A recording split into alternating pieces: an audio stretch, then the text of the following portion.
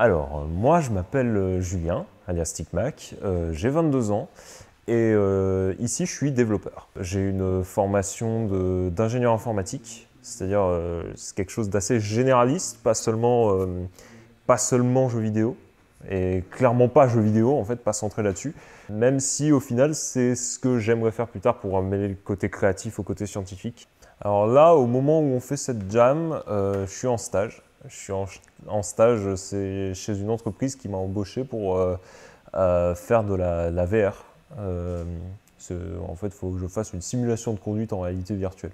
Alors moi, la VR, c'est pas mon premier stage dans le domaine. En fait, j'ai déjà fait plusieurs projets, que ce soit en stage ou à l'école, avec ça. Ce que j'ai pu voir, c'est que tu avais différents types de casques de réalité virtuelle. Tu as ceux qui prennent en compte tes mouvements dans l'espace, tu as ceux qui prennent en compte que les mouvements de la tête, tu as ceux qui ont une télécommande intégrée, tu as ceux qui n'en ont pas. Et en fait, on a tendance à voir la réalité virtuelle comme quelque chose de très fixe, mais en fait, ça peut être très variable selon l'équipement que tu choisis, ne serait-ce qu'en termes de performance, s'il y a besoin d'un ordi, s'il n'y a pas besoin d'un ordi ou ce genre de choses. Et en fait, malgré ça, tu as quand même des règles assez générales qu'il faut respecter. Déjà, il faut partir en sachant déjà que tu te prives d'un certain public parce qu'il y a des gens, la VR, ils ne peuvent pas. Tu peux faire le meilleur truc du monde, ils ne pourront pas. Ils vont vomir leurs 4 heures, ça va être dégueulasse. On va essayer de prendre les gens qui peuvent malgré tout et de leur fournir la meilleure expérience possible. Donc pour ça, tu es obligé d'avoir un minimum d'images par seconde. Je crois que la recommandation, selon l'état de la recherche actuelle, c'est à peu près 90 images par seconde. Donc tu vois que ça peut être un petit peu compliqué à faire. Il faut absolument pas imposer des mouvements bizarres, genre d'un seul coup tu vas faire une caméra qui fait wow, alors que sa tête, elle bouge, la tête de l'utilisateur elle bouge pas. Ça détruit son oreille interne. Et aussi, ça va être très compliqué d'afficher tout ce qui est éléments d'interface pour l'aider, dans la mesure où typiquement quand tu es dans Unity, tu vas devoir afficher des éléments d'interface qui vont être ce qu'on appelle diégétiques, c'est-à-dire c'est des éléments d'interface qui sont dans la scène de jeu. Un ordinateur qui traîne dans un coin, des hologrammes qui sont projetés, ce genre de choses. Tu ne peux pas faire des éléments fixes comme tu aurais sur une application ordi classique. Et c'est vrai que c'est des vrais problèmes qui se posent et que moi je trouve vachement intéressants. Parce que ça te fait voir toute une autre perspective de la conception de jeu, la conception d'environnement 3D, la conception d'interface, tout ça. Ça, c'est les problématiques de la VR que tu vas pouvoir rencontrer de manière assez générale partout. Après, tu as des problématiques supplémentaires qui sont liées à l'équipement. Comme je te disais tout à l'heure, en fait,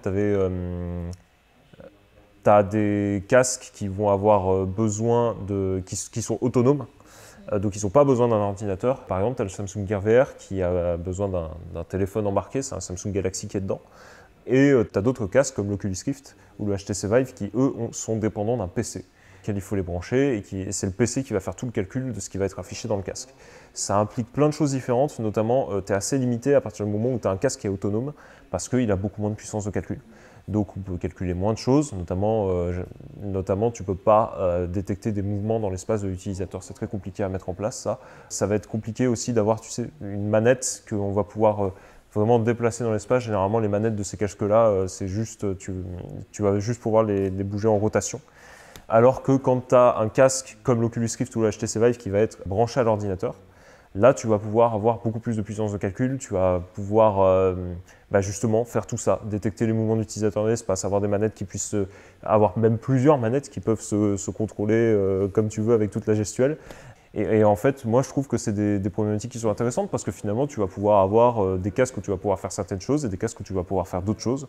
Et malgré tout, il faut faire en sorte que ce soit confortable pour l'utilisateur et ça, je trouve ça vachement fascinant. Et appliquer le jeu. Et après, il y a la question d'appliquer le jeu vidéo à ce genre de médium, et selon moi, on ne le fait pas assez. Alors cette jam, elle a quelque chose d'assez particulier pour moi, parce que c'est la première jam que je fais en présentiel. C'est pas ma première game jam, c'est ma 3e game jam, en fait. Les 2 premières, c'était des Lumnum Dare, la 39, pardon, je ne vais pas trop me vieillir non plus, la 39 et la 41. En fait, les deux, j'étais, pour le coup, vraiment chez moi, dans le sud, avec mon casque sur Discord, et on faisait la jam comme ça, à distance. Pour moi, c'est une expérience qui est vachement intéressante de pouvoir communiquer avec des gens à distance, etc. Il y a des gens qui arrivent très bien à faire des trucs de ouf comme ça.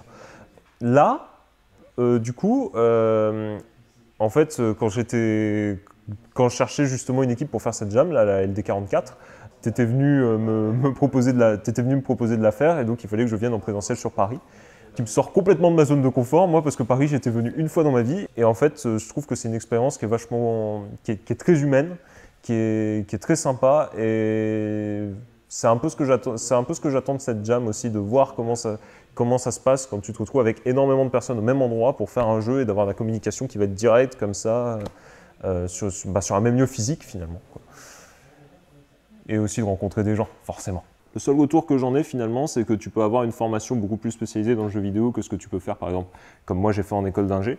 Donc ça c'est bien, mais d'un autre côté, moi ce que j'ai beaucoup entendu, c'est que tu peux avoir... en fait, quand tu as un diplôme d'ingénieur, tu peux faire du jeu vidéo et tu peux faire autre chose. Et quand tu sors d'une école spécialisée de jeu vidéo, bah, comme tu es spécialisé de jeu vidéo, tu peux faire que du jeu vidéo. Et le principal problème, que j'ai avec ça, c'est que le jeu vidéo, c'est vachement concurrentiel par rapport au reste du milieu de l'informatique. Donc si tu n'es pas forcément certain d'avoir le tempérament, on va dire, de vraiment te vendre et essayer de te démarquer au détriment d'autres personnes, malheureusement, c'est très triste hein, ce que je dis, mais j'ai peur que ce soit ça, quoi. Tu peux te retrouver un peu coincé, quoi. C'est vraiment dégueulasse et j'aime pas du tout cette vision du monde, mais j'ai un peu peur que ce soit ça. Après, c'est sûr que c'est des études qui sont peut-être, dans les études elles-mêmes, c'est peut-être beaucoup plus sympathique que d'avoir une formation plus généraliste, si c'est vraiment ce que tu aimes faire, quoi. Il faut juste, je vais citer la développeuse du dimanche parce que je l'aime bien, faire du jeu vidéo, ça s'apprend. Incroyable, n'est-ce pas? Alors je dis pas ça dans le sens où il faut absolument avoir une tonne de théorie pour faire du jeu vidéo. On peut tous essayer d'en faire, mais ce que je veux dire par là, c'est que c'est pas quelque chose qui tombe sur un Hideo Kojima un jour, tu vois, comme ça, pouf, il a l'illumination et puis il va faire Metal Gear Solid, etc. Non, il y a une vraie théorie derrière qu'on peut apprendre, on peut s'améliorer en faisant du jeu vidéo et on peut s'entraîner à en faire. Si je dis ça, c'est parce que je pense que c'est décourageant pour beaucoup de personnes de faire un jeu vidéo. Ça paraît tellement inaccessible, tellement impossible en fait, tellement hors de portée. Finalement, le meilleur moyen d'y arriver, c'est d'essayer. Parce que le meilleur moyen de ne pas y arriver, c'est de ne pas essayer, justement. Et il faut juste se lancer, avoir envie de faire ce qu'on a envie, commencer petit, peut-être, parce qu'au début, on est tout seul, on a justement besoin d'apprendre. Commencer par faire des petits jeux, pas directement Skyrim, quoi, ça permet aussi de se former. Moi, c'est le conseil que je donnerais, c'est faut tenter, faut se lancer et tant qu'à faire, commencer par les petits projets pour, une fois qu'on aura gagné de l'expérience, faire les plus gros. Voilà.